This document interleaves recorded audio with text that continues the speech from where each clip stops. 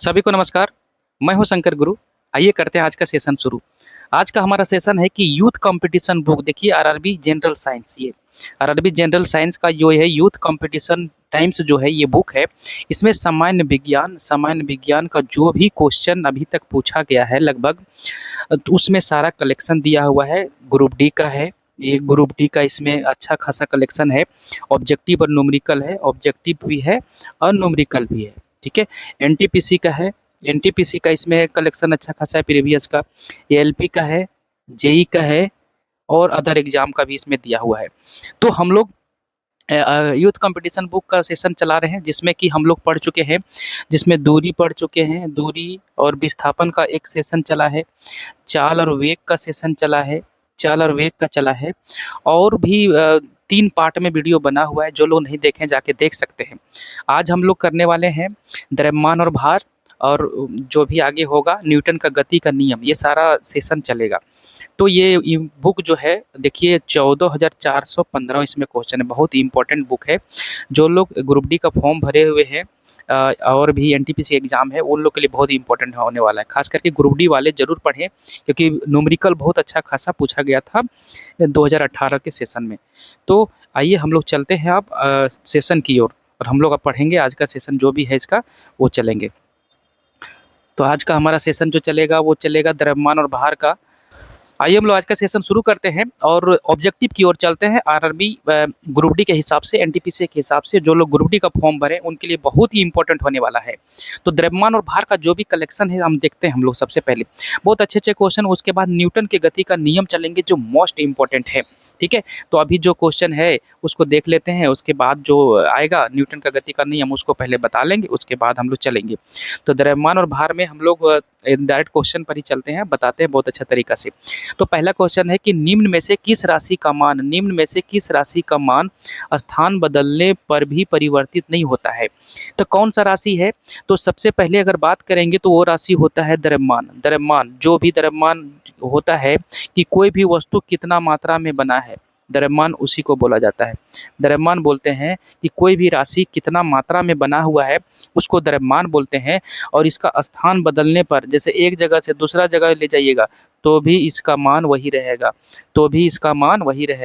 द्रव्यमान को डिनोट करते हैं एम से, जिसका एसआई मात्रक होता है केजी, और यह एक अदिश राशि है। तो द्रव्यमान, आप कहीं भी चले जाइए सुने होंगे कि पृथ्वी से चंद्रमा जाने पर वस्तु का जो है वो भार में परिवर्तन देखने को मिलता है, लेकिन द्रव्यमान में परिवर्तन देखने को नहीं मिलता है। तो द्रव्यमान में परिवर्तन नहीं होगा, कहीं भी चले जाइए, वो आप पृथ्वी के कोई कोना में चले जाइए, कोई ग्रह पर चले जाइए, तो द्रव्यमान इसका जो आंसर होगा ऑप्शन ए में, ये बदलेगा नहीं। ठीक है। वजन का बात करेंगे। वजन को अगर डिनोट करते हैं डब्ल्यू से, वजन मतलब भार होता है, वेट बोलते हैं mg, जिसका एसआई मात्रक होता है न्यूटन। ठीक है। भार का परिवर्तन होगा, भार जगह जगह पर, हर एक जगह पर अलग अलग होता है। क्यों? क्योंकि इसमें गुरुत्वीय त्वरण जी लगा हुआ है, जी का मान है, इसीलिए जी का मान बदलता है, परिवर्तन होता है। ये जी का मान देख सकते हैं आप, ये जी का मान पृथ्वी के अलग अलग जगह पर अलग अलग होता है, अलग ग्रह पर अलग अलग होता है। जैसे चंद्रमा पर जी का मान पृथ्वी के कंपेयर में 1/6 होता है। यहाँ पर देखिए साइड में लिख रहे हैं 1/6 जी हो जाता है पृथ्वी के कंपेरिजन में। पृथ्वी पर जी होगा तो वहाँ पर 1/6 जी हो जाएगा, तो वहाँ पर वजन जो है, भार जो है कम हो जाएगा। ठीक है। ऑप्शन बी की ओर चलते हैं। घर्षण के कारण बल। देखिए घर्षण भी होता है, स्मॉल एफ से सूचित करते हैं। घर्षण जो होता है, कोई वस्तु अगर आगे की ओर चल रहा है तो घर्षण जो है पीछे की ओर लगता है, इसको स्मॉल एफ से बोलते हैं। इसका एसआई मात्रक भी न्यूटन होता है। ठीक है। और गुरुत्वाकर्षण अगर बात करेंगे, गुरुत्वाकर्षण बल का बात करेंगे, तो पृथ्वी जिस बल से किसी भी वस्तु को अपनी ओर आकर्षित करती है उसको बोलते हैं गुरुत्वाकर्षण बल, जिसका एसआई मात्रक होता है न्यूटन। ठीक है। तो कोई भी बल है पृथ्वी पर, कोई भी बल है या कहीं भी, उसका सही मात्रक जो होगा न्यूटन होगा। ठीक है। अब नेक्स्ट क्वेश्चन की ओर चलते हैं। पहला क्वेश्चन कंप्लीट हो गया, आरआरबी एएलपी का क्वेश्चन था। दूसरा क्वेश्चन हमारा है कि निम्नलिखित में से कौन सा एक इस समूह से संबंधित नहीं है। तो 4 इसमें दिया है विद्यार्थी। देखिए गति दिया है, समय दिया है, द्रव्यमान दिया है, त्वरण दिया है। तो इसको किस प्रकार से हम अलग कर पाएंगे? तो अलग करने के लिए, इसको अलग करने के लिए जो सबसे बेस्ट तरीका है वो अगर हम देखेंगे तो गति का समीकरण से हिसाब से अगर बात करते हैं तो v बराबर u plus a t, v बराबर u प्लस ए टी। दूसरा समीकरण होता है गति का s equal to u t plus half a t square, दूसरा समीकरण। तीसरा समीकरण होता है वी स्क्वायर बराबर यू स्क्वायर प्लस 2as। ये तीनों समीकरण में आप देख सकते हैं, ये तीनों समीकरण में आप देख सकते हैं विद्यार्थीगण क्या है कि यहाँ वेग है जिसको गति बोला जाता है, ये है त्वरण है, टी है समय है, पहला समीकरण के अनुसार। और दूसरा समीकरण एस है दूरी और विस्थापन बता रहा है, यू वेग बता रहा है, टी समय बता रहा है, ये त्वरण बता रहा है, टी समय बता रहा है। तीसरा समीकरण में भी वेग है, यू वेग है और टू तो मतलब स्थिरांक है, ये त्वरण है और एस है दूरी विस्थापन। तो कहने का मतलब ये तीनों समीकरण से क्या क्या मिल रहा है? हमको वेग मिल रहा है, वेग मिल रहा है, वेग कहने का मतलब होता है गति, गति बोलते हैं जिसको चाल बोला जाता है, वेग मिल रहा है, ठीक है। और उसके बाद त्वरण मिल रहा है, त्वरण मिल रहा है और टी मतलब समय मिल रहा है। तो ये तीन चीज मिल रहा है, क्या मिल रहा है? भी और यू मिल रहा है वेग, त्वरण मिल रहा है ये, और समय मिल रहा है टी। तो ये तीनों जो मिला, ये जो तीनों जो मिला, ये तो तीनों हमारे पास है। देखिए गति भी है, समय है, त्वरण है, तो द्रव्यमान कहीं है? तीनों में नहीं है। तो इसका आंसर जो बनेगा इन तीनों से संबंधित नहीं है, तो ये जो बनेगा द्रव्यमान बनेगा इसका आंसर, द्रव्यमान, क्योंकि गति के समीकरण के अनुसार नहीं है, ठीक है। और राशि के अनुसार सोचेंगे तो सदिश और अदिश राशि के अनुसार तो समय भी देखिए अदिश राशि, तो राशि के अनुसार नहीं सोच सकते हैं इसमें, ठीक है। तो ये गति के समीकरण के अनुसार सोचेंगे, ऑप्शन बनेगा सी द्रव्यमान। नेक्स्ट क्वेश्चन, ये देखिए एनटीपीसी का क्वेश्चन बहुत अच्छा है। नेक्स्ट क्वेश्चन की ओर चलते हैं। 3 नंबर क्वेश्चन है हमारा 3 नंबर क्वेश्चन देखिए क्या दे के रखा है, दे के रखा है कि किसी वस्तु का जड़त्व मापने की इकाई निम्न में से क्या है, ठीक है। तो सबसे पहले अब जड़त्व समझते हैं कि जड़त्व है क्या। तो जड़त्व जानने के लिए इंग्लिश में बोलते हैं इनर्शिया और हिंदी में बोलते हैं जड़त्व। तो जड़त्व जो होता है वो समानुपाती होता है द्रव्यमान का, जड़त्व जो होता है समानुपाती होता है द्रव्यमान का, ठीक है। इसका कहने का मतलब ये हुआ, इसका कहने का मतलब ये हुआ कि जड़त्व जो है निर्भर करेगा किस पर? द्रव्यमान पर। तो जड़त्व निर्भर करेगा बिल्कुल द्रव्यमान पर। अब जड़त्व है क्या, सबसे पहले ये जान लीजिए। तो किसी भी वस्तु की अवस्था परिवर्तन का विरोध करता है जड़त्व। मतलब कि कोई भी वस्तु अगर विराम में है, अगर ये है देखिए यहाँ पर कोई भी वस्तु अगर विराम में है तो वो विराम में रहना चाहेगा, विराम में है तो विराम में रहना चाहेगा, ठीक है। और कोई वस्तु अगर गति कर रहा है, मान लीजिए ये गति में है, ये गति कर रहा है तो कंटिन्यूअस गति में रहना चाहे, गति करना चाहेगा। मतलब जिस अवस्था में है उसी अवस्था को प्राप्त करना चाहता है ये, ठीक है। और उसका विरोध करेगा, बोलता है हम विराम में है तो विराम में रहे, गति में नहीं आएंगे, ठीक है। ये बोलता है गति में है तो गति में रहेंगे, दोनों में से कोई एक कंडीशन लागू होगा।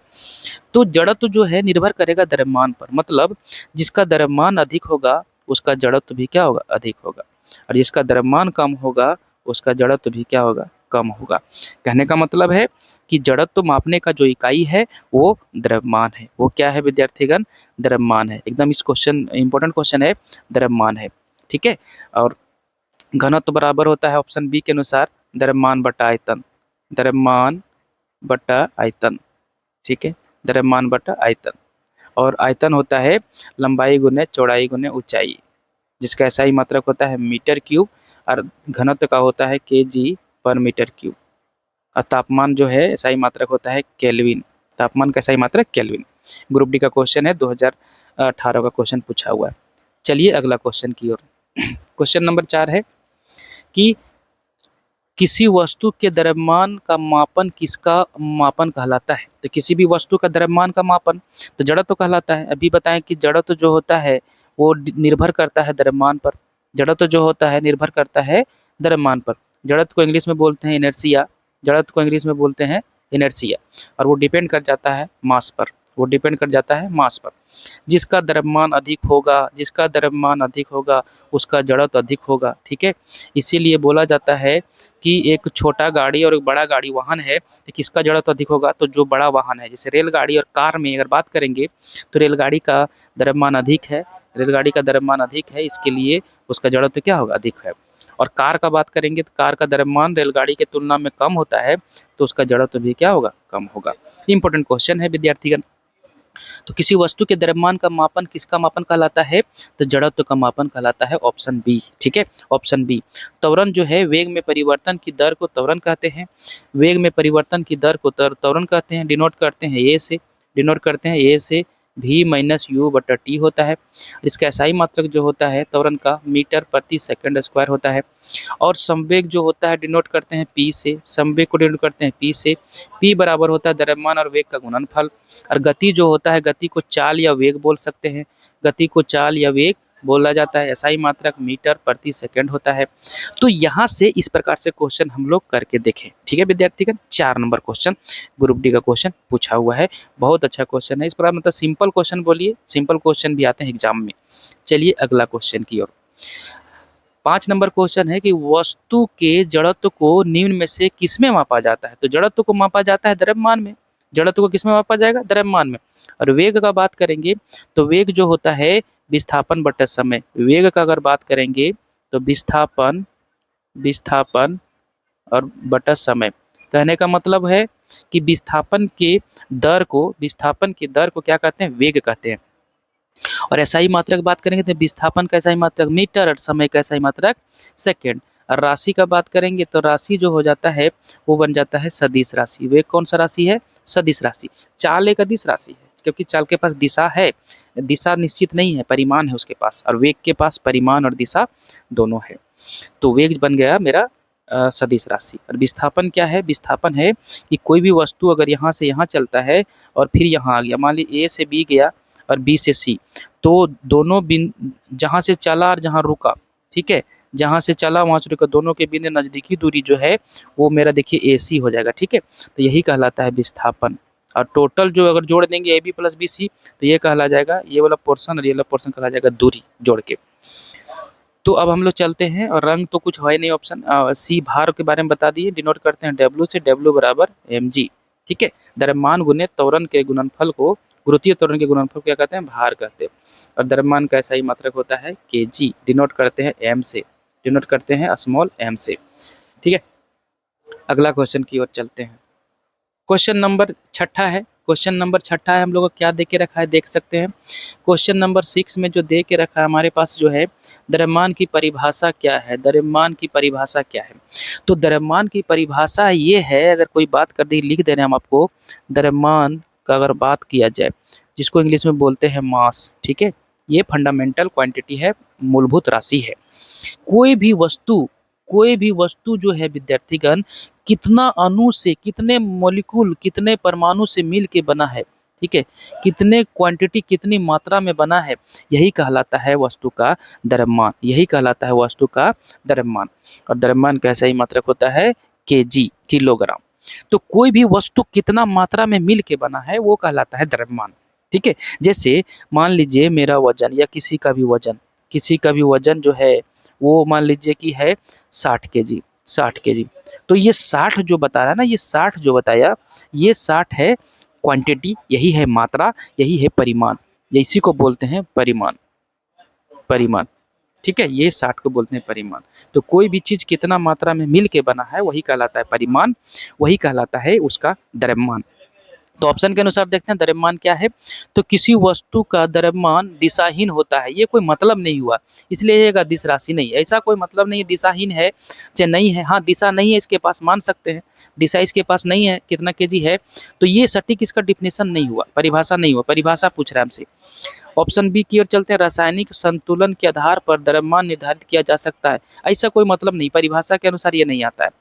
किसी वस्तु का द्रव्यमान किसी भी जगह पर स्थिर रहता है, ठीक है, किसी भी जगह पर द्रव्यमान जो है किसी भी जगह पर स्थिर रहता है कहीं भी, और ऊंचाई में होने वाले बदलाव से प्रभावित नहीं होता है। हाँ, द्रव्यमान नहीं होता है, लेकिन ये परिभाषा नहीं है, ये परिभाषा पूछ रहा है हमसे पूछ रहा है परिभाषा क्या है। तो देखते हैं डी, किसी वस्तु में होने वाले पदार्थ की राशि को उस वस्तु का द्रव्यमान कहते हैं। तो किसी वस्तु में होने वाले पदार्थ की राशि को उस वस्तु का द्रव्यमान कहा जाता है। ऑप्शन डी एकदम राइट आंसर है, सबसे बेस्ट ऑप्शन है। तो विद्यार्थीगण अब ऑप्शन डी लेके चलेंगे, क्योंकि एग्जाम का क्वेश्चन है, देखिए पूछा हुआ है, RRB ग्रुप डी 24/10/2018 का क्वेश्चन शिफ्ट 3 का है। तो इस प्रकार से क्वेश्चन आपको देखने को मिलेगा। इंपॉर्टेंट क्वेश्चन है, इसको बढ़िया से एग्जाम करिएगा। ठीक है, नेक्स्ट क्वेश्चन की ओर चलते हैं विद्यार्थी। अगला क्वेश्चन हमारा है, अगला क्वेश्चन 7 नंबर क्या है कि द्रव्यमान बटा आयतन, द्रव्यमान बटा आयतन का बात करेंगे। देखिए द्रव्यमान और आयतन का अनुपात क्या कहलाता है, अब हम लोग जानेंगे। घनत्व ऑप्शन ये दिया है, घनत्व आंसर बन जाएगा। अब थोड़ा इसके बारे में जानकारी ले लेते हैं कि घनत्व बराबर क्या होता है। घनत्व इंग्लिश में बोलते हैं डेंसिटी। घनत्व बराबर होता है द्रव्यमान बटा आयतन। घनत्व बराबर होता है द्रव्यमान बटा आयतन। ठीक है, इसको याद रखेंगे, द्रव्यमान अपॉन आयतन। घनत्व को डिनोट करते हैं हम लोग इंग्लिश में डेंसिटी बोलते हैं, इंग्लिश में डेंसिटी बोलते हैं। कहीं कहीं डी से डिनोट किया जाता है, कहीं कहीं रो से डिनोट किया जाता है। रो बोलते हैं मास बटा वॉल्यूम, मास अपॉन वॉल्यूम, या घनत्व भी बोलिए, डेंसिटी बोलिए, रो बोलिए, डी बोलिए। तो द्रव्यमान का जो एसआई मात्रक होता है वो होता है केजी, केजी पर मीटर क्यूब। द्रव्यमान का केजी और आयतन का मीटर क्यूब। ठीक है, तो केजी पर मीटर क्यूब ये द्रव्यमान होता है, ये घनत्व होता है। जैसे अगर हम मान लेंगे ये है शहद, ठीक है, ये है शहद, शहद मतलब मधु, और ये है पानी, ये है पानी। तो पानी जो है वो घना कम है, पानी का घन जो है मॉलिक्यूल थोड़ा घना कम है, इसीलिए इसका घनत्व तो कम हो जाएगा, और मधु का जो घनत्व होगा वो ज़्यादा होगा। ठीक है, तो ये जो हो गया मधु, इसको लिखते हैं यहाँ पर मधु, मधु हो गया, ये हो गया पानी। ठीक है, तो मधु का जो घनत्व होगा वो ज़्यादा होगा पानी के तुलना में। उसी तरह से आप देख सकते हैं मरकरी, मरकरी पारा, और मधु ले लीजिए चाहे पानी ले लीजिए, तो पारा थोड़ा देखिए गाढ़ा होता है। ठीक है, उसका घनत्व ज़्यादा है। घनत्व के बारे में विशेष चर्चा अगर करना चाहेंगे तो इतने समझिए कि कोई भी चीज़ कितना घना है, जो ज़्यादा घना होगा वही उसका घनत्व ज़्यादा होगा। तो अब चलते हैं ऑप्शन बी की, और ऑप्शन बी में दिया है संवेग। संवेग का बात करेंगे तो सूचित करते हैं पी से, और संवेग बराबर पी बराबर होता है द्रव्यमान और वेग का गुणनफल। द्रव्यमान और वेग का गुणनफल को क्या कहते हैं, संवेग कहते हैं। और संवेग जो है गति की मात्रा को बताता है, गति की मात्रा को बताता है। ये पूछा हुआ क्वेश्चन है, गति की मात्रा को कौन बताता है, संवेग बताता है। ठीक है, और द्रव्यमान और वेग के गुणनफल को संवेग कहते हैं। जिसका एसआई मात्रा का बात करेंगे तो केजी हो जाएगा, और द्रव्यमान का केजी और वेग का मीटर पर सेकंड, तो केजी मीटर पर सेकंड हो जाएगा इसका एसआई मात्रक। अब बात करते हैं जड़त्व। जड़त्व जो होता है वो द्रव्यमान पर निर्भर करता है, द्रव्यमान पर निर्भर करता है जड़त्व, याद रखिएगा। ठीक है, जड़त्व तो बताता है कोई भी वस्तु अगर विराम में है तो विराम में रहेगा, गति में है तो गति में रहेगा, जड़त्व तो बताता है। और बल का अगर बात करेंगे, विशेष प्रकार से चर्चा अगर बल का हम करते हैं तो बल का देखिए यहाँ करते हैं, बल को डिनोट करते हैं एफ से, और एफ बराबर होता है द्रव्यमान गुणित त्वरण। द्रव्यमान गुणित त्वरण के गुणनफल को क्या कहते हैं, बल कहते हैं। एसआई मात्रा का बात करेंगे, बल का परिभाषा के बारे में जान लेते हैं कि बल बताता है कि किसी भी वस्तु पर अगर आरोपित किया जाता है, धक्का दीजिए या खींचिए, तो वो वस्तु में क्या होगा। अगर देखिए यहाँ बात करेंगे कि ये वस्तु है, इसको धक्का दीजिए तो इस वस्तु की अवस्था में परिवर्तन होगा या होने की चेष्टा करेगा, यही बल कहलाता है। तो ये वस्तु का द्रव्यमान है, और कहीं परिवर्तन हो गया तो त्वरण कितना आया, तो दोनों के गुणनफल को क्या कहते हैं, बल। तो बल का जो एसआई मात्रक है वो होता है न्यूटन। दूसरा एसआई मात्रा का बात करेंगे तो द्रव्यमान का हो जाता है केजी और मीटर प्रति सेकंड, ये दूसरा एसआई मात्रक है बल का। ठीक है, न्यूटन साहब ने बल के बारे में संकल्पना दी थी, कंसेप्ट दिया था, इसीलिए न्यूटन इनका एसआई मात्रक पड़ा है। चलिए अगला क्वेश्चन की ओर। अगला क्वेश्चन है हमारा कि देखिए अगला क्वेश्चन क्या है कि थोड़ा सा हम दिखा रहे बढ़िया से, किसी पदार्थ का प्रति इकाई आयतन, प्रति इकाई आयतन इतना देखिएगा, पर द्रव्यमान, पर द्रव्यमान क्या कहलाता है, मतलब प्रति इकाई आयतन, आयतन जाएगा नीचे, आयतन जाएगा नीचे, प्रति इकाई आयतन बोल रहा है, तो आयतन को ले जाइए नीचे और ऊपर में कर दीजिए द्रव्यमान, ऊपर में क्या कर दीजिए, द्रव्यमान। तो ये कहलाता है घनत्व, ये क्या कहलाता है, घनत्व कहलाता है। ठीक है, इसी को बोलते हैं घनत्व, और डिनोट करते हैं रो से, द्रव्यमान बटा mass upon volume, mass upon volume, तो ये कहलाता है घनत्व। Option C. ऊर्जा, ऊर्जा का अगर बात करेंगे हम लोग तो ऊर्जा अगर देखेंगे फिजिक्स के अनुसार, जनरली अगर देखना चाहेंगे कि ऊर्जा अगर देख लेते हैं तो ऊर्जा का अगर बात कर लेते हैं सिंपली, तो दो प्रकार से ऊर्जा देखने को मिलेगा, एक गतिज ऊर्जा, एक स्थितिज ऊर्जा। गतिज ऊर्जा को डिनोट करते हैं के ई से, और स्थितिज ऊर्जा को डिनोट करते हैं पी ई से। ठीक है, पोटेंशियल एनर्जी। अब ऊर्जा है क्या, कार्य करने की क्षमता को ऊर्जा कहते हैं, कार्य करने की क्षमता को ऊर्जा कहते हैं, जिसका एसआई मात्रक जूल होता है, जिसका एसआई मात्रक क्या होता है, जूल होता है। ठीक है, तो कार्य करने की क्षमता को ऊर्जा कहते हैं, जिसका SI मात्रक जूल होता है। और कोई भी प्रकार का ऊर्जा हो, रासायनिक ऊर्जा, गतिज ऊर्जा, स्थितिज ऊर्जा, ऊष्मीय ऊर्जा, प्रकाशीय ऊर्जा, सबका SI मात्रक होगा जूल। सबका SI मात्रक क्या होगा? जूल होगा। जूल बोलता है हमको कभी मत भूल, ठीक है, जूल को कभी मत भूल। जितने प्रकार की ऊर्जा है सबका जूल। तो ऑप्शन ये भी क्लियर है। और द्रव्यमान के बारे में बता दिए, सूचित करते हैं एम से, SI मात्रक केजी मूलभूत राशि है। और द्रव्य का मतलब होता है पदार्थ, द्रव्य का मतलब होता है पदार्थ, पदार्थ मतलब सबस्टांस, मैटर बोल सकते हैं। और द्रव का मतलब होता है लिक्विड, ये होता है ये द्रव, ये होता है लिक्विड, ये होता है लिक्विड, ठीक है। तो द्रव्य और द्रव में अंतर है। द्रव्य का मतलब होता है पदार्थ और द्रव का मतलब होता है लिक्विड, ठीक है विद्यार्थीगण। तो ऑप्शन अभी यहाँ सी हो गया है। अगला क्वेश्चन की ओर। यदि किसी वस्तु का भार 200 न्यूटन है तो इसका द्रव्यमान ज्ञात करें।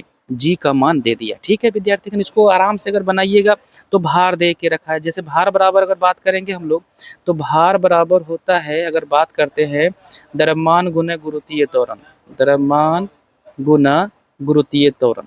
अगर शुद्ध लिखिएगा तो गुरुत्वीय त्वरण, अगर पूरा लिखेंगे तो, नहीं तो W बराबर होता है mg।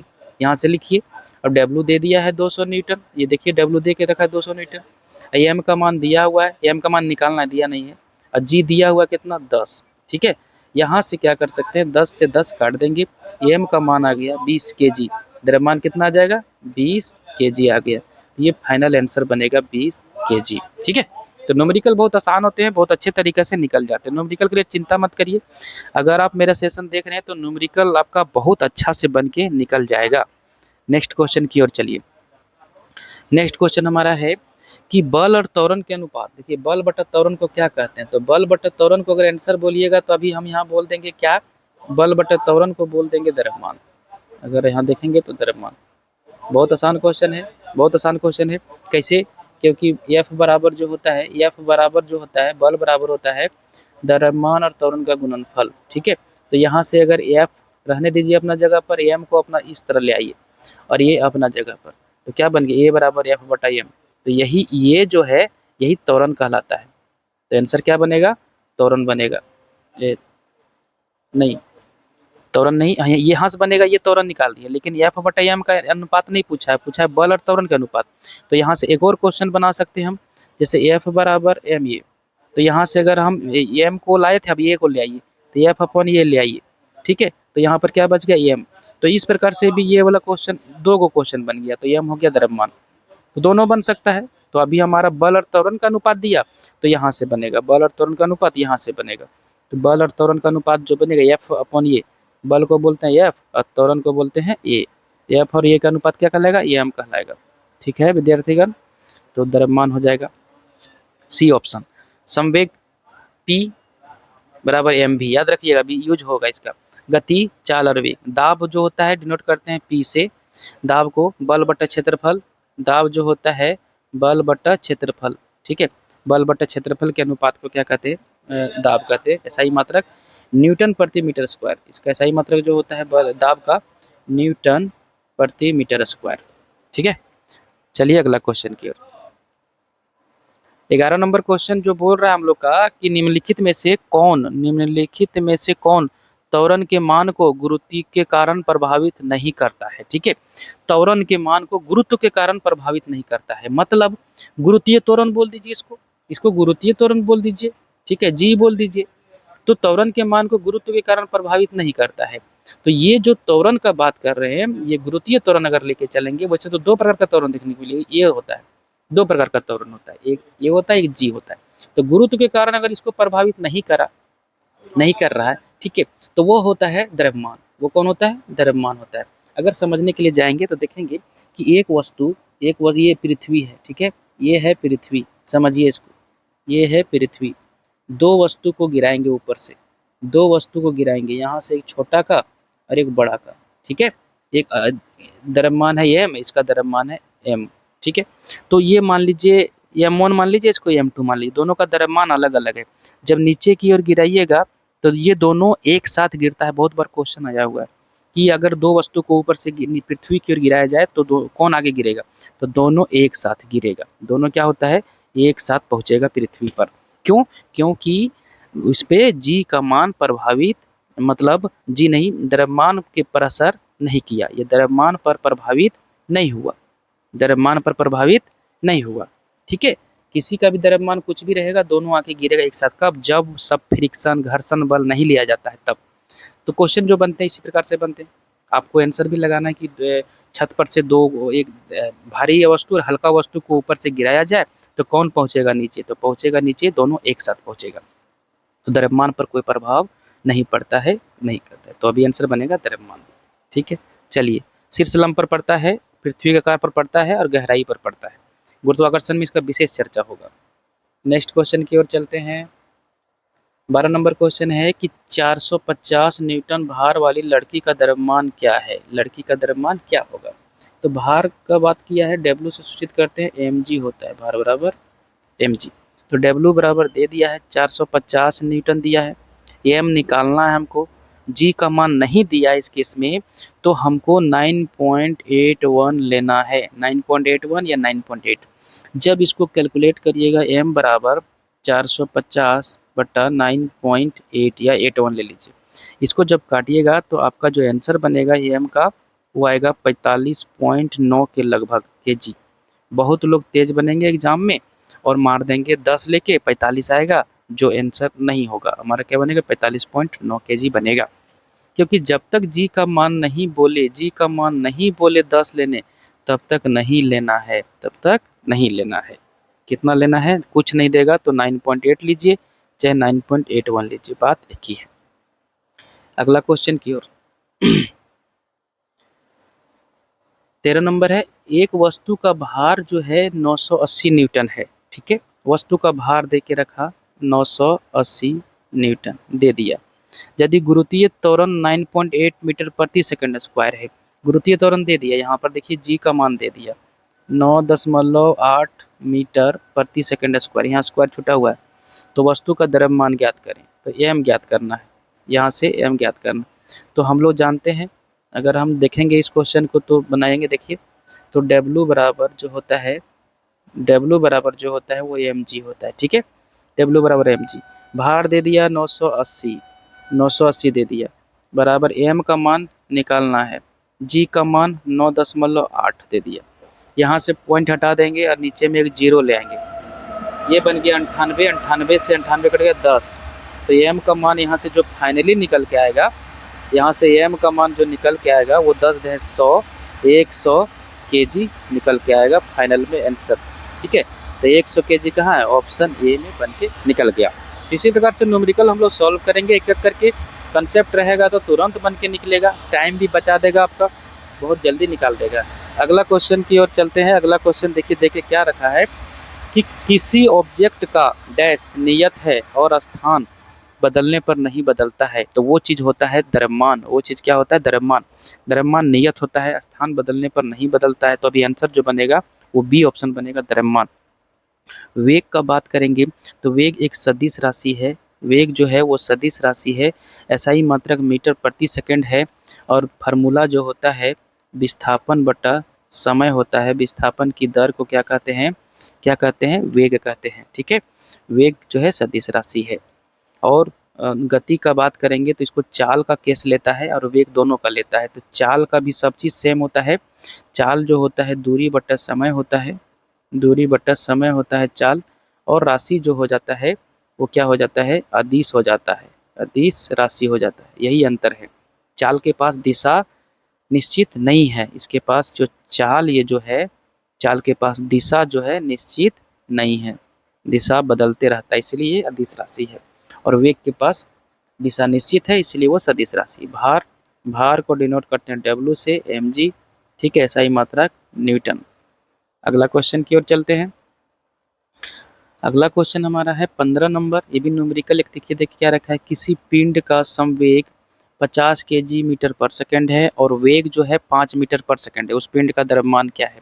तो संवेग अगर दे दिया है, वेग दे दिया है, संवेग अगर दे दिया, देखिए यहाँ लिख देते हैं। संवेग अगर बात करेंगे डिनोट करते हैं p से, ये दे के रखा है 50 kg मीटर पर सेकंड। वेग दे दिया है जिसको डिनोट करते हैं v से, कितना है? 5 मीटर पर सेकेंड, 5 मीटर पर सेकेंड। द्रव्यमान निकालना है, एम निकालना है। तो रिलेशन होता है संवेग बराबर, अगर जानना चाहेंगे तो संवेग बराबर जो होता है, संवेग बराबर आपको हम बताते हैं होता है, डिनोट करते हैं पी से, डिनोट करते हैं पी से, संवेग बराबर द्रव्यमान गुने वेग का गुणन, द्रव्यमान और वेग का गुणनफल। ठीक है, तो यहाँ से रख दीजिए, संवेग दे दिया है 50, तो 50 रख दीजिए। एम निकालना है, निकाल रहने देंगे। भी का मान दे दिया 5, 5 से 5 काट दीजिए, कितना बचेगा 10, 10 बच गया। तो द्रव्यमान जो आया 10 केजी आया, द्रव्यमान कितना आया 10 केजी। तो आंसर बन के निकलेगा हमारा 10 केजी। कहाँ है, ऑप्शन डी, ऑप्शन डी। तो न्यूमेरिकल इस तरह से निकाल लेंगे आराम से एक एक करके, कोई दिक्कत वाली बात नहीं है। फिर एक दिया, बहुत अच्छा क्वेश्चन दे के रखा है, बहुत बढ़िया तरीका से है, ज़्यादा टफ है नहीं क्वेश्चन। यदि बल एफ, बल दे दिया एफ, ठीक है एफ, त्वरण है ये, त्वरण दे दिया ये, तो वस्तु का द्रव्यमान एम ज्ञात करने का सूत्र क्या है। तो एफ और ये एम और ये में रिलेशन जो होता है गति का दूसरा नियम से निकलता है। ठीक है, तो एफ बराबर एम ये होता है। यहाँ से अगर हमको द्रव्यमान निकालना है तो एम निकालने के लिए ये गुना में है एम के साथ, तो इधर आ जाएगा एफ बटा ए, तो एम बराबर हो जाएगा एफ बटा ए। तो एफ अपॉन ये क्या है, ऑप्शन बी। ग्रुप का क्वेश्चन है कि 2/11/2018 का क्वेश्चन पूछा हुआ है। अगला क्वेश्चन की ओर चलते हैं हम लोग। अगला क्वेश्चन है 17 नंबर। निम्नलिखित में से कौन सा उदाहरण न्यूटन की गति के पहले नियम को दर्शाता है। अब न्यूटन का यहाँ पर नियम आ गया विद्यार्थी का, न्यूटन के नियम को सबसे पहले बताते हैं। 3 नियम होता है, उसके बाद हम लोग फिर क्वेश्चन की ओर आएंगे। आइए अब हम लोग पढ़ते हैं न्यूटन के गति का नियम। तो न्यूटन के गति का जो नियम है, सबसे पहले इसके बारे में जानकारी दे देते हैं, उसके बाद हम आगे आपको लेके चलेंगे क्वेश्चन की ओर। तो न्यूटन के गति का 3 नियम है, ठीक है। तो पहला नियम, दूसरा नियम, तीसरा नियम, 3 नियम जो था, न्यूटन साहब ने तीनों नियम को 1687 ईस्वी में प्रिंसिपिया बुक में प्रकाशित किया था। प्रिंसिपिया बुक में 1687 ईस्वी में प्रकाशित किए थे न्यूटन साहब ने। अब न्यूटन साहब ने तीनों नियम को एक एक करके जो डील किए हैं वो हम आपको बताएंगे। सबसे पहले पहला नियम को जानकारी देंगे, फिर दूसरा देंगे, फिर तीसरा देंगे, ठीक है। उसके बाद देखिएगा क्वेश्चन कितना आसानी से बन के निकलेगा। तो पहला नियम की ओर चलते हैं।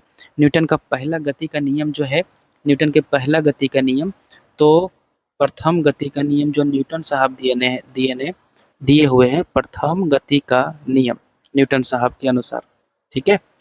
तो बोलता क्या है, प्रथम गति का नियम क्या बोलता है कि कोई भी वस्तु, प्रत्येक वस्तु अपने विराम की अवस्था या गति की अवस्था, विराम की अवस्था मतलब ये देखिए, ये विराम की अवस्था है, ये गति की अवस्था है, ये विराम हो गया। प्रत्येक वस्तु अपने विराम की अवस्था, ये विराम की अवस्था है, और ये गति की अवस्था है। तो प्रत्येक वस्तु विराम की अवस्था या गति की अवस्था बनाए रखती है जब तक उस पर कोई बाह्य बल कार्य ना करे, ये बताए थे। मतलब कि अगर कोई वस्तु यहाँ पर देखिए, अगर रेस्ट में है, विराम में, यहाँ पर रेस्ट में है, तो रेस्ट में रहेगा कब तक, जब तक इस पर कोई बल काम ना करे, एफ ना लगा दे, कोई इस पर बल ना लगा दे, तब तक ये विराम में रहेगा। बल लगा दीजिएगा तो हो सके इधर मूव कर जाएगा, इधर हो जाएगा, इधर हो जाएगा, तो ये बोला जाएगा। दूसरा फिर बोलता है दूसरा कंडीशन, या अगर कोई वस्तु गति में है, वेग में है, चल रहा है, गति में है, तो ये गति करते रहेगा कब तक, जब तक उस पर कोई बाहरी बल कार्य ना करे, ठीक है। ये गति का पहला नियम का जो कंडीशन था, न्यूटन साहब ने नियम। इस नियम को जड़त्व का नियम भी कहते हैं, इस नियम को जड़त्व का नियम भी कहते हैं, ठीक है। इस नियम को गैलीलियो का नियम भी कहते हैं, गैलीलियो का नियम भी कहते हैं, गैलीलियो का नियम भी कहते हैं। तीसरा पॉइंट, ठीक है, बल का परिभाषा मिलता है, बल का परिभाषा मिलता है, बल का परिभाषा मिलता है, इंपॉर्टेंट बात है ये। जड़त्व का नियम बोलते हैं, गैलीलियो का नियम बोला जाता है, बल का परिभाषा मिलता है, ठीक है। ये प्रथम गति का नियम बताता है। और इसका एग्जाम्पल की ओर चलेंगे, इसका एग्जाम्पल की ओर चलेंगे, देखेंगे कि कोई भी पेड़, ये पेड़ है, मान लीजिए ये पेड़ है, ठीक है, ये पेड़ है, एक गया बच्चा, ठीक है, एक बच्चा जाता है और इसको क्या करता है, इसको हिला देता है, इसको क्या किया, इसका जो है तना को हिलाएगा तो कुछ देखिएगा इधर पत्ता गिर गया या कुछ फल गिर जाता है। ये फल है मान लीजिए, ठीक है। ये मान लीजिए कि हिलाने के बाद इसमें कुछ फल गिर गया नीचे, तो अचानक हिलाया तो वो गिर गया, वो जड़त्व के कारण। क्योंकि इस समय जो फल यहाँ पर था वो विराम की अवस्था में था।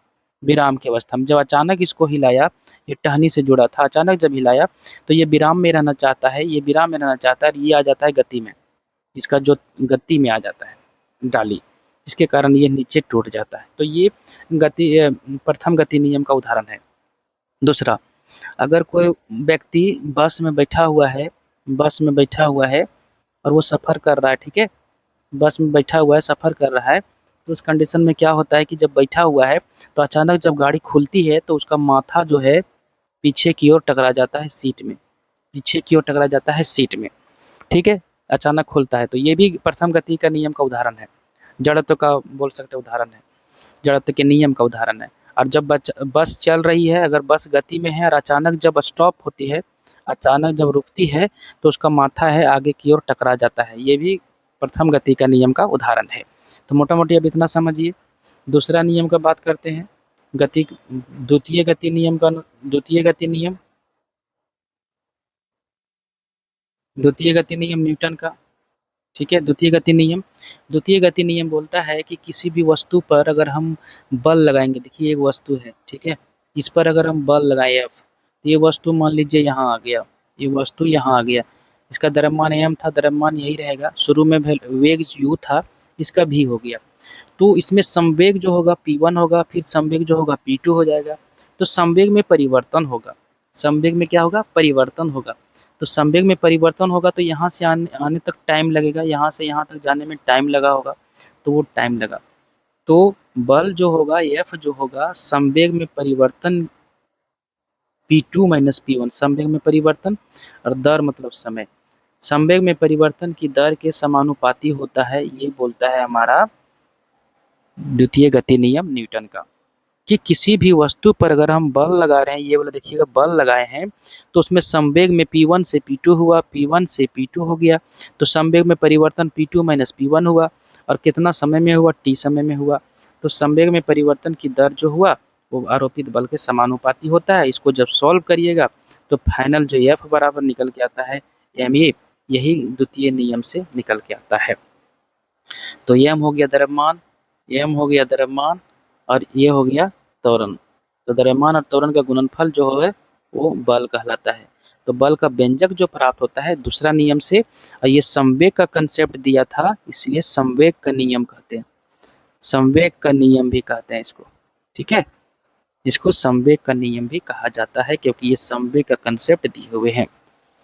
तो न्यूटन का द्वितीय गति नियम बहुत इंपॉर्टेंट है। बल का व्यंजक मिला है, देखिए यहाँ पर मिला है बल का व्यंजक, यहाँ पर मिला है संवेग का नियम, तो ये इंपॉर्टेंट रहा। बहुत सारा उदाहरण इसमें और भी है, बताएंगे आपको हम। और तीसरा नियम का बात करेंगे, तीसरा नियम का तृतीय गति का नियम, तृतीय गति का नियम। जो लोग नहीं पढ़े, पढ़ना होगा विद्यार्थीगण, पढ़ना है क्योंकि क्वेश्चन तभी बनेगा जब इसको पढ़ेंगे आप। तृतीय गति का नियम बोलता है कि कोई भी वस्तु, मान लीजिए ये दीवार है, ये दीवार है, अगर हम इस पर एक बॉल फेंकेंगे, ये एक बॉल गया, ठीक है, एफ बल से, तो ये बॉल रिटर्न आएगा एफ बॉल से। कौन सा बॉल से, कौन सा बल से, एफ बल से।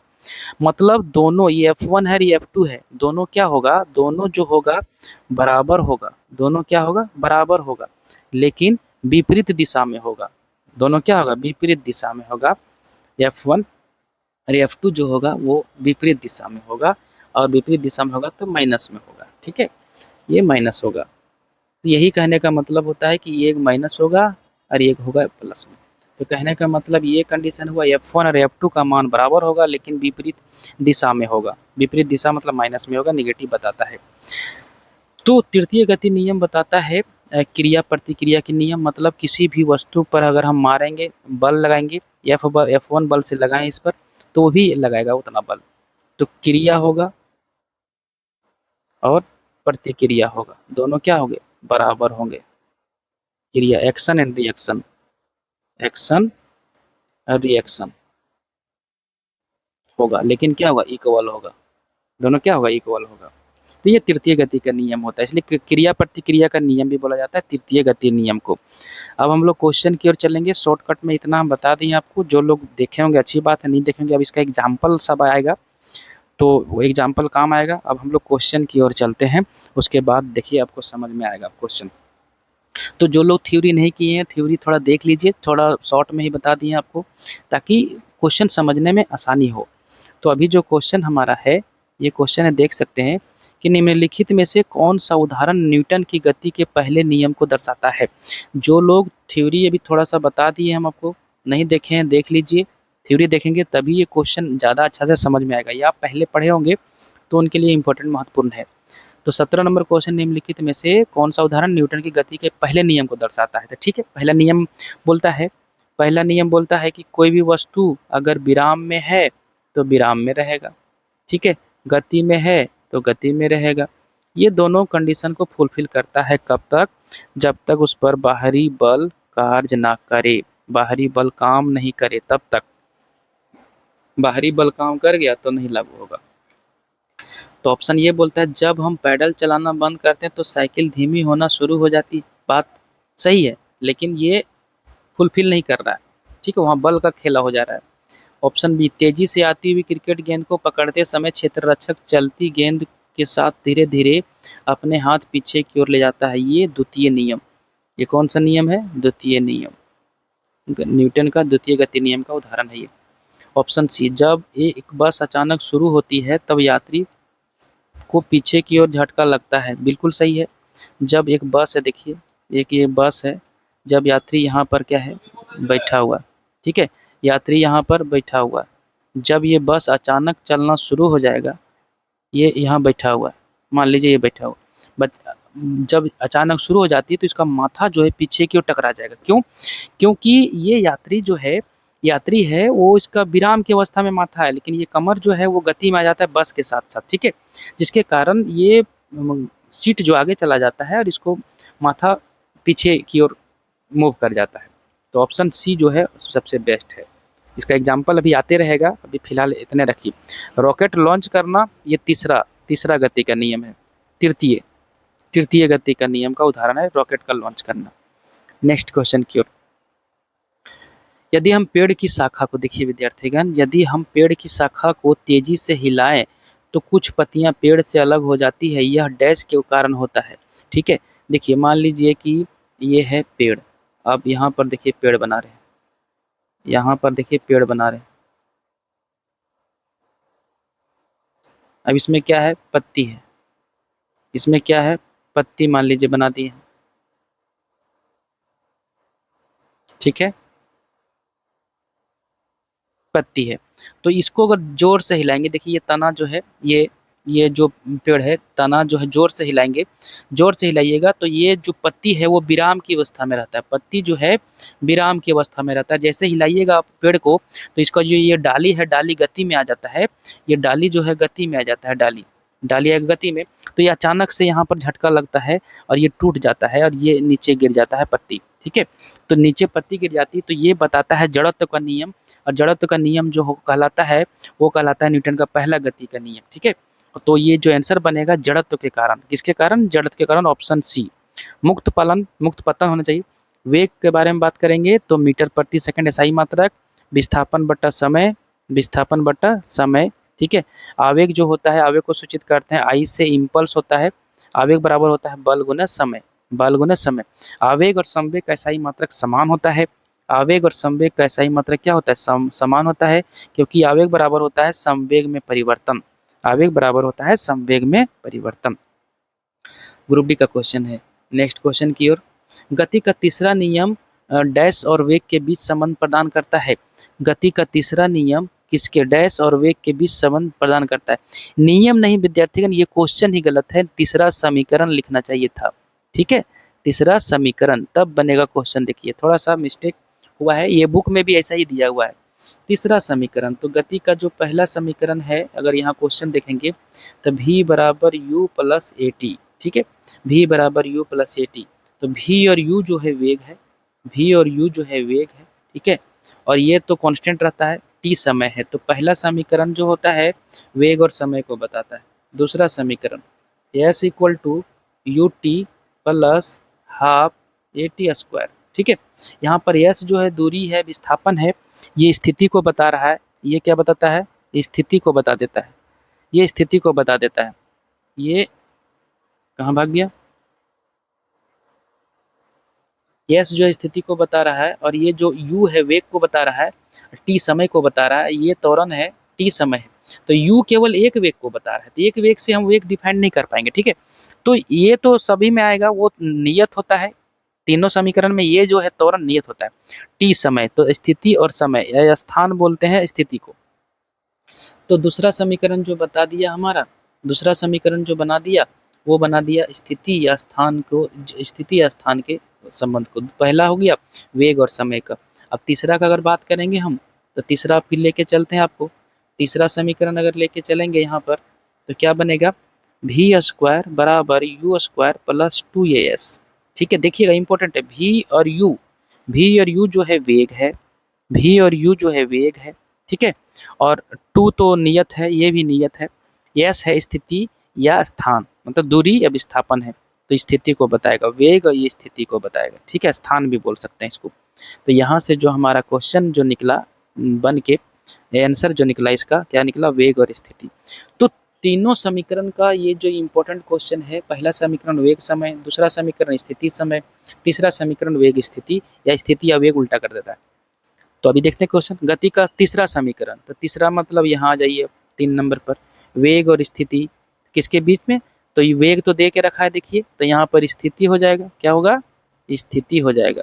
ठीक है, स्थिति और वेग। तो कहाँ है स्थिति? ऑप्शन ए में है स्थिति। ठीक है, यहाँ से बहुत अच्छा क्वेश्चन निकल गया। ये इंपॉर्टेंट क्वेश्चन है विद्यार्थीगण, ये इंपॉर्टेंट क्वेश्चन है, ध्यान रखिएगा इस बात का। बल का बात करेंगे, एफ से सूचित करते हैं द्रव्यमान गुणित त्वरण। ठीक है, समय सेकंड है, सही मात्रक सेकंड। संवेग पी एम भी, द्रव्यमान और वेग का गुणनफल। गति की मात्रा को संवेग बताता है। संवेग में परिवर्तन जो होता है, संवेग में परिवर्तन यहाँ लिख दे रहे, देखिए, संवेग में परिवर्तन जो होता है वो आवेग के बराबर होता है। इंपॉर्टेंट क्वेश्चन है, वो आवेग के बराबर होता है, और दोनों का सही मात्रक समान होता है। चलिए नेक्स्ट क्वेश्चन की ओर देखिए। क्वेश्चन जो दे के रखा है हमारा, बहुत अच्छा क्वेश्चन है, बहुत बढ़िया क्वेश्चन है। ठीक है, बोलता है कि देखिए, अच्छा क्वेश्चन है, बहुत बढ़िया है। 3 kg की एक पिस्तौल से 180 मीटर प्रति सेकंड वेग से एक 40 ग्राम की गोली क्षैतिज रूप से चलाई गई है। पिस्तौल का प्रतिघाती वेग कितना है? ठीक है, 3 kg का एक पिस्तौल है। पिस्टल कहने का मतलब देखिए, बनाते रहे फिगर हम आपको। ठीक है, ये पिस्टल, मान लीजिए ये पिस्टल है, उतना अच्छा से तो नहीं बन पाया, ये पिस्टल है। ठीक है, यहाँ से वो गोली निकला, यहाँ से गोली निकला। ठीक है विद्यार्थीगण, गोली निकला। पिस्टल का जो वजन है वो 3 kg है। अब हम इसका थोड़ा सा वजन देते हैं। पिस्टल का वजन जो है, पिस्टल का वजन है 3 kg। ठीक है, और गोली का वजन कितना है? 40 ग्राम। तो बदलना पड़ेगा आपको, 1000 से भाग दे दीजिए यहाँ, तो केजी में, क्योंकि ये केजी में है तो इसको भी केजी में बदलना पड़ेगा। तो 1 0 से 1 0 कर दीजिए, 4/100, ये केजी में आ गया। अब ये ग्राम कैंसिल हो जाएगा, आप किस में बन गया? केजी में। 4/100, ये है पिस्टल, ये है गोली। 180 मीटर प्रति सेकंड के वेग से 40 ग्राम की गोली क्षैतिज रूप से चलाई। इसका वेग जो है वो 180 मीटर प्रति सेकंड है। तो इसका वेग क्या होगा? u। मान लीजिए इसका वेग है u, तो इसका वेग पूछा गया, प्रतिघाती वेग। जब ये आगे जाएगा तो ये पीछे की ओर धक्का मारेगा, वही प्रतिघाती वेग कितना है। ठीक है, तो संवेग संरक्षण का सिद्धांत बोलता है कि जितना इसका संवेग होगा पिस्तल का संवेग मान लीजिए हो गया p1, उतना ही संवेग होगा उसका गोली का, p1 बराबर p2, और दिशा हो विपरीत होने की वजह से माइनस हो जाएगा, और यही बनेगा देखिए आकर के। ठीक है, तो m बराबर m, इसका संवेग होगा m और u, द्रव्यमान और वेग होगा, इसका द्रव्यमान और वेग क्या होगा? m और v। ठीक है, तो इसका लेकिन माइनस में होगा। अब बनाते हैं इसको, m कितना दिया हुआ है? 3 kg, इसका u निकालना है, माइनस साइन आएगा, विपरीत दिशा में है। m इसका कितना है? 4/100 kg में आ गया। इसका वेग 180 है। ठीक है, मीटर प्रति सेकंड। अब बनाइए इसको, बना सकते हैं, देखिए 0 से 0 कट गया।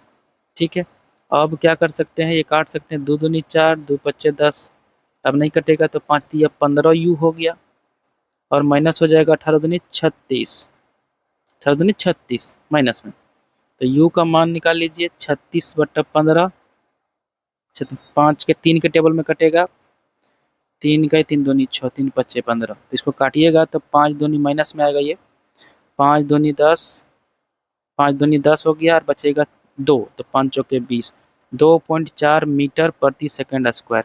तो फाइनली जो हमारा निकल के आया, ये u का मान जो आया माइनस में आएगा 2.4 मीटर प्रति सेकंड स्क्वायर, प्रति सेकंड वेग है ना, तो प्रति सेकंड, तो ये हमारा निकल के आया फाइनल।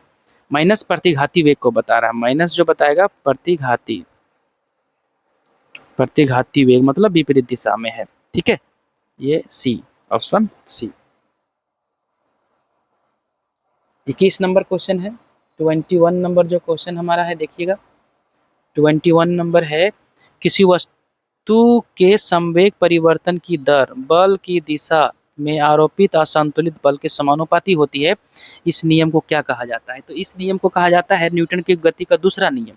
अगर समझना चाहेंगे देखिए फिर से बता रहे, लेकिन बताएं हम आपको फिगर के अनुसार कि एक वस्तु यहाँ है, इस पर हम बल लगा देते हैं एफ, क्या लगा दिए, एफ बल लगा दिए, ठीक है, ये वस्तु अब यहाँ आ गया, थोड़ा देर में यहाँ आ गया, द्रव्यमान एम था, एम ही रहेगा। अब देखेंगे इसमें होता क्या है वो देखिए थोड़ा सा, अब देखिए क्या क्या हो रहा है इसमें, ये वस्तु में अगर एफ बल हम लगा दिए, एफ बल लगा दिए, तो इस समय मान लीजिए कि इसका संवेग जो था p1 था, ठीक है, और t समय के बाद, थोड़ा समय के बाद इसका संवेग हो गया p2, क्योंकि वेग बदलेगा। तो फाइनली जो एफ जो बल जो निकलेगा वो समानुपाती होगा संवेग में परिवर्तन, तो P2 माइनस P1 करेंगे, P2 माइनस P1 संवेग में परिवर्तन होता है, और दर मतलब समय, तो संवेग में परिवर्तन की दर जो होता है संतुलित बल के समानुपाती होता है, यही न्यूटन का द्वितीय गति नियम कहलाता है। तो देखिएगा लिखा है किसी वस्तु के संवेग में परिवर्तन, देखिए ये संवेग में परिवर्तन की दर, दर संवेग में परिवर्तन की दर, दर मतलब टी आरोपित बल के या संतुलित बल के समानुपाती होता है, ये कहलाता है न्यूटन का द्वितीय गति नियम, न्यूटन का द्वितीय गति नियम, ठीक है, द्वितीय गति नियम। पहला नहीं होगा, दूसरा होगा, चौथा चौथा तो होता नहीं है, न्यूटन का गति का दूसरा नियम होगा ऑप्शन सी, तीसरा नहीं होगा, ठीक है। बहुत अच्छा क्वेश्चन था, बहुत बढ़िया क्वेश्चन था, एनटीपीसी क्वेश्चन है 15/2/2021 का। अब हम लोग पढ़ते हैं 22 नंबर क्वेश्चन। देखिए 22 नंबर क्वेश्चन क्या है, 22 नंबर क्वेश्चन है गति का, देखिए गति का दूसरा नियम डैश से संबंधित है।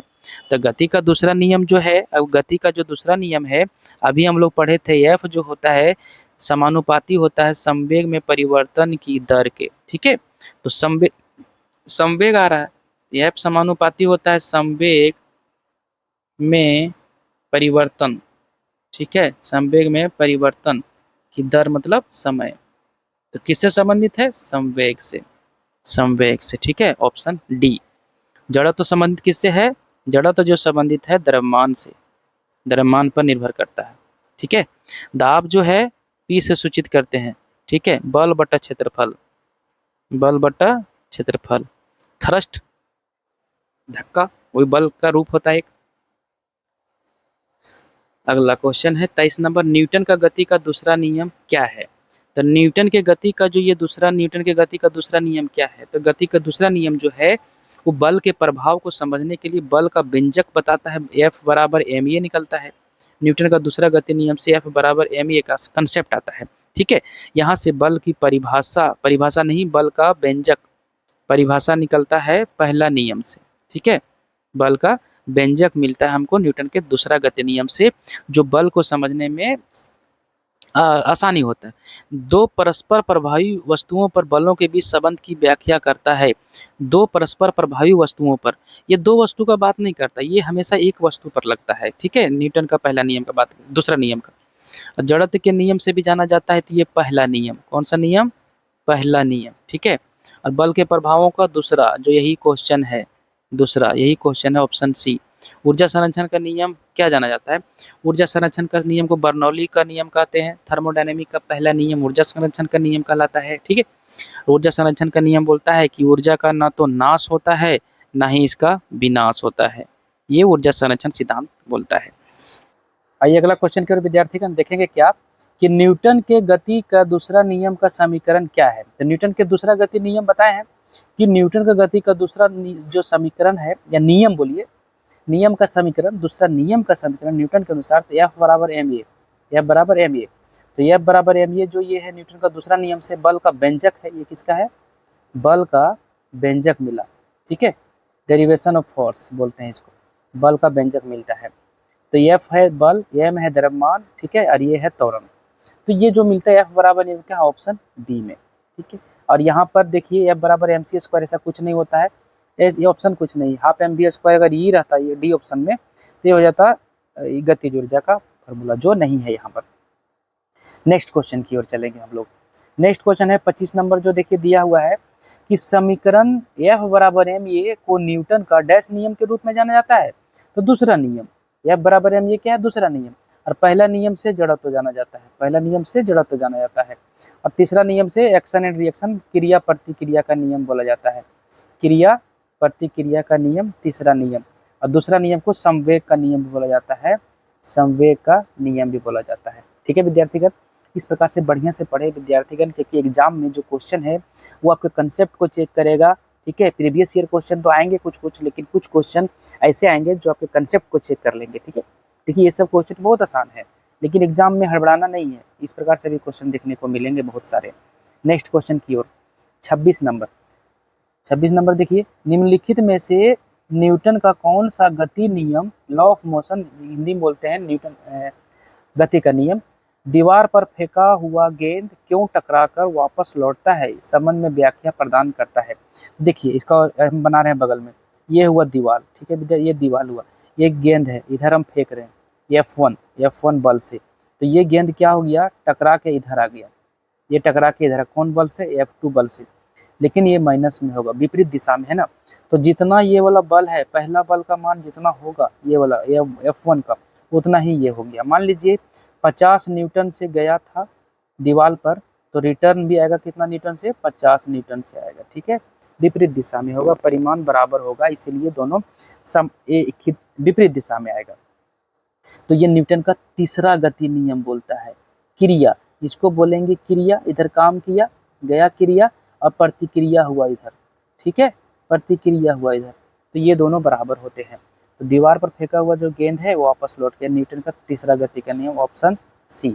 पहला नियम कहलाता है जड़त्व का नियम, पहला का नियम जड़त्व का नियम, ठीक है। दूसरा गति नियम बल का व्यंजक, बल का व्यंजक देता है, और संवेग का नियम कहलाता है, संवेग का नियम कहलाता है, ठीक है। जड़त्व का नियम लिख दीजिए, या गैलीलियो का नियम बोल दीजिए पहला नियम को, तभी जो आंसर बनेगा तीसरा गति नियम, ऑप्शन सी। नेक्स्ट क्वेश्चन की ओर हम लोग चलेंगे, नेक्स्ट क्वेश्चन की ओर चल रहे हैं विद्यार्थियों, देखिए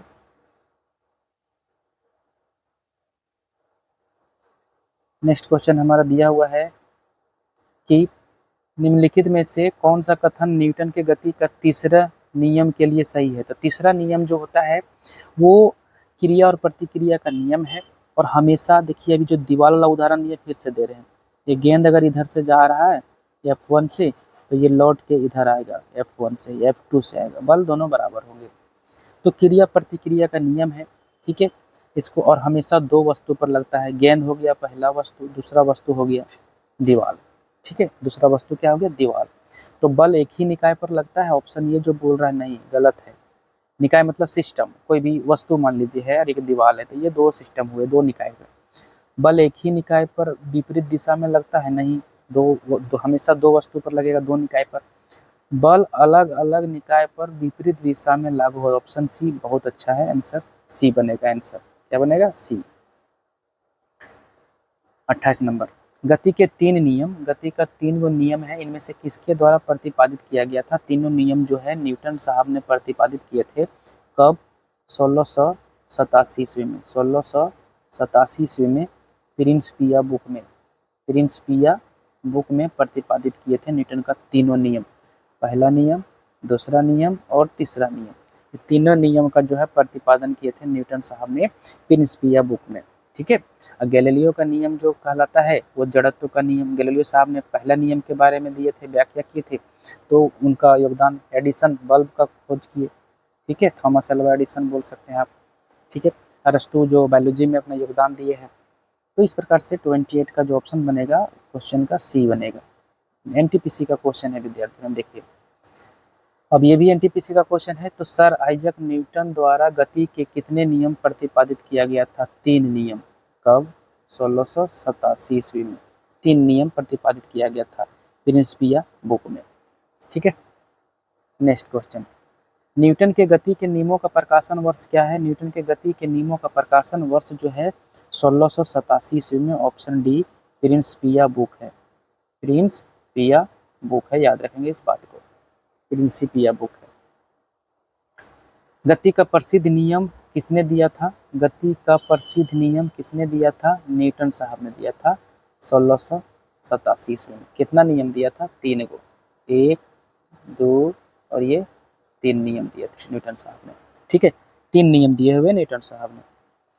32 नंबर क्वेश्चन है कि एक निकाय के संवेग में परिवर्तन की दर डैश के समानुपाती होता है। तो ये क्वेश्चन को हम बताए भी, फिर से बता रहे हैं। तो संवेग में परिवर्तन की दर, ठीक है, फिर से हम बता रहे हैं। देखिए एक वस्तु है यहाँ पर, इस पर बल लगा रहे हैं, एफ बल लगा दिए। इस समय इसका संवेग है p1। कुछ देर के बाद वस्तु यहाँ आ गया, इसका संवेग हो गया p2। ठीक है, और यहाँ से यहाँ तक आने में मान लीजिए इसको समय जो लगा t लगा, तो इसका संवेग में परिवर्तन जो होगा p2 माइनस p1 होगा। और दर मतलब समय, समय के साथ समानुपाती जो होगा वो आरोपित बल के समानुपाती होगा। ठीक है, आरोपित बल के समानुपाती होगा। किसी वस्तु पर जो लग रहा है, यहाँ पर देखिए जो लग रहा है वो उसी के समानुपाती होगा। तो बल जो होगा संवेग में परिवर्तन की दर के समानुपाती होता है। ये न्यूटन का द्वितीय गति नियम है। ये न्यूटन का कौन सा है? द्वितीय गति नियम है। द्वितीय गति नियम का है ये। ठीक है, द्वितीय गति नियम प्रतिपादित किए थे। तो ये जो लगेगा बल के समानुपाती होगा। तो कौन सा? लागू विस्थापन नहीं, लागू दाब नहीं, लागू बल। ये लागू बल ऑप्शन सी। लागू स्थिति ऊर्जा का तो बात नहीं होगा, दाब का बात नहीं, विस्थापन नहीं, हमेशा तो बल का बात होगा। बल कहाँ है? ये वाला। ठीक है, तो इस प्रकार से क्वेश्चन हम सॉल्व करेंगे, एक एक करके बढ़िया तरीका से करेंगे। ठीक है, तो अभी तो हम लोग यहाँ तक रखेंगे विद्यार्थीगण। अब फिर मिलेंगे हम लोग एक नया सेशन को लेकर के, और बढ़िया तरीका से इसका जो 32 के बाद जो क्वेश्चन है वो बहुत अच्छा तरीका से हम आपको बताएंगे, एक करके चलेंगे। ठीक है, एक करके पढ़ेंगे। तो अभी हम लोग यहीं तक रखते हैं, फिर मिलेंगे नए एनर्जी, नए वीडियो, नए सेशन के साथ। तब तक हम आपसे विदा लेते हैं। धन्यवाद।